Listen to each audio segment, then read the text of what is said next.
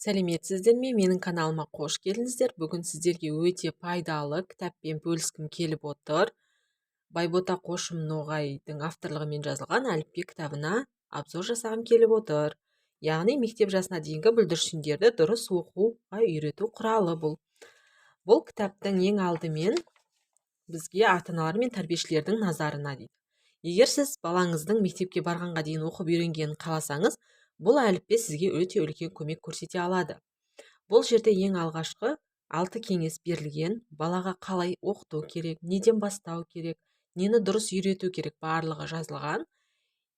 Осы кітапты алып балаларыңызды үйретуге кеңес беремін. Ең алғаш бізде әліппе кітабы А әрпінен басталады. Енді қараймыз. Бұл кітаптың бір тиімді әрі жақсы жері, мысалы тек қана ата-аналар өздері үйде баланы оқытуға үйрете алады. Яғни қосымша сабақтарға бермей-ақ баланы үйде оқытуға өте үлкен көмек көрсететін кітап деп айтсам да болады. Яғни қараймыз. Бірінші А әрпінен басталған, ең алдымен астына назар аударамыз. Бұл жерде баланы қалай оқыту керек жазылған. Яғни қараңыз. Қатар-қатар тұрған А әрпін оқу үшін баланың саусағының ұшы көлденеңінен жылжығанын қадағалап оқытыңыз. Оқыған кезде саусақ үнемі азат жолдан, яғни беттің сол жағындағы қызыл сызықтан бастап оңға қарай жылжиды деп үйретіңіз. Яғни қараймыз. Міне А әрпі жазылған ғой. Бізде қызыл мынау азат жол болса, осыдан, яғни солдан оңға қарай жылжығанына назар аударамыз. Міне А. Кішкентай А. Яғни солдан оңға қарай жылжығанына назар аударыңыз дейді. Солай оқытып үйрету керек балаға. Келесі, екінші дейді, суреттердің атауы қандай дыбыстан немесе әріптен басталатынын сұраңыз. Мына жерде суреттер берілген.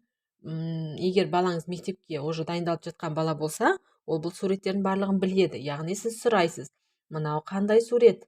Бұл ай деген сөз қандай әріптен немесе дыбыстан басталады, баладан сұрайсыз.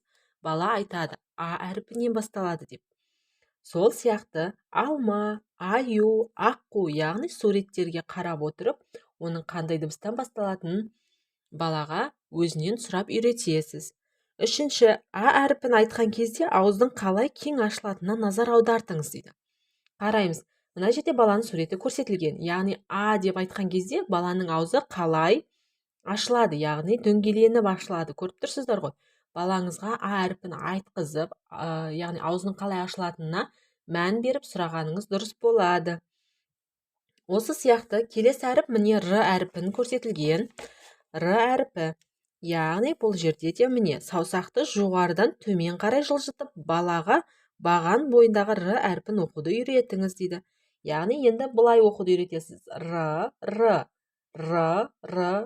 Яғни жоғарыдан төмен қарай жылжытып үйретесіз.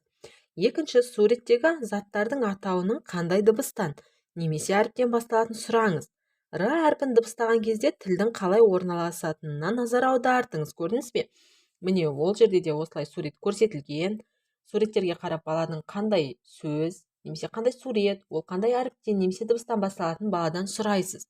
Сол арқылы баланы оқуға үйретесіз. Мен қалай айтсам, мектепке енді баратын балаларға, ата-аналарға немесе балабақшаға тәрбиешілерге осы кітаппен оқытуды ұсынатын едім. Бұл өте ыңғайлы, әрі ата-аналарға да көмек болады. Осымен үйретсеңіздер болады. Осы кітапқа кішкене обзор жасадым. Алдағы уақытта да басқа беттеріне, яғни қалай оқу керек, яғни сөздерді қалай айту керек, барлығы осы кітапта жазылған. Осы кітапқа тағы да обзор жасауға тырысамын. Сіздерге сәттілік, балаларыңызды мектепке жақсы дайындаңыздар. Бала мектепке алфавитті біріп, яғни барлығын біліп барғаны өзіне пайдалы, ары қарай алып кетуіне өте жақсы болады. Сау болыңыздар.